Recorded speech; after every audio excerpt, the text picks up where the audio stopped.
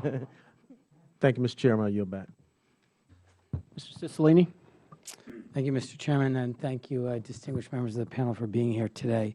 Chairman Jankowski, the FEC has highlighted the importance of fiber technologies and really stating on several different occasions that fiber technology offers substantially more capacity than copper-based technologies.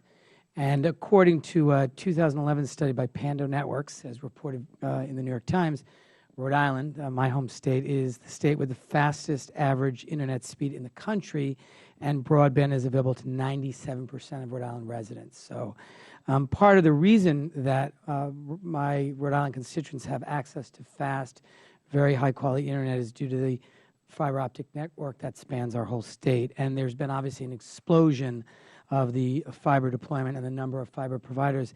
And I'm wondering whether you could talk a little bit about whether or not the FCC's hands-off framework has really helped to incentivize this deployment and investment across the country, or has it presented a challenge in any particular way? I think the light touch approach has been very helpful in triggering this, the investment that you mentioned, which is very important.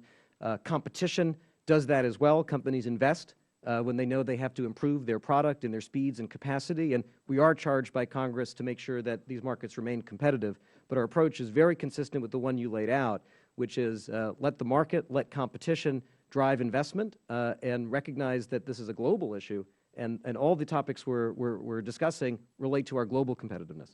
Thank you. And Assistant Secretary Strickland, thank you for being here as well. I have a grantee in my district that benefit from the Recovery Act broadband grants, the Ocean State Higher Action Education Economic Development and Administrative Network, or OCEAN, and it is using $21.7 million in American Recovery and Reinvestment broadband funds administered by NTIA to build a fiber optic network that will span over 350 miles in length. And this obviously has huge value and benefits in the creation of the network, but I wondered if you would talk a little bit about what you see as the long-term positive impact on communities of this kind of investment, which is maybe not immediately apparent to everybody when we make these investments. Sure. So our philosophy in making that grant, and it's a good example of what we call the comprehensive community type of grant that we made primarily in our second round of funding in 2010, where we focused on middle mile build out. We expressly did not look to fund the mass market last mile provision of services, but instead focused it on getting the fiber built from the internet exchange points into communities where then private enterprise could step in and build out and serve the homes and businesses in those communities. As part of the project in Rhode Island, because of the high speed demands of educational institutions, we're also connecting a number of those anchor institutions directly off of the project that's being built in Rhode Island.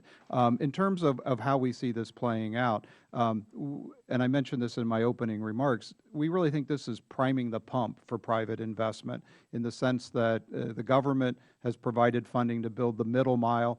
It has open network requirements so that any provider, whether it's a large incumbent or a small new entrant, can get access to that capacity to offer their own services. And so if we have a wireless internet service provider that wants to put up a tower and serve a community, they can do it very cheaply, very effectively, because one of the major barriers to entry of a company like that is getting the transport back to an internet exchange point, and our projects provide that. So we're already seeing that. As I mentioned, I think over 400 interconnection agreements have been signed already across the country with our projects, and every one of those gives an opportunity to private business to step up, take advantage of this investment, and use it to provide services on their own within their community. So we see this multiplying over time as other companies are able to take advantage of this investment. Thank you. I mean, that's precisely what happened in Rhode Island, was this public investment led to a great public-private partnership and a substantial leveraging of that investment, which I think is happening in other places around the country. But thank you, and I yield back, Mr. Chairman. Ms. Elmers.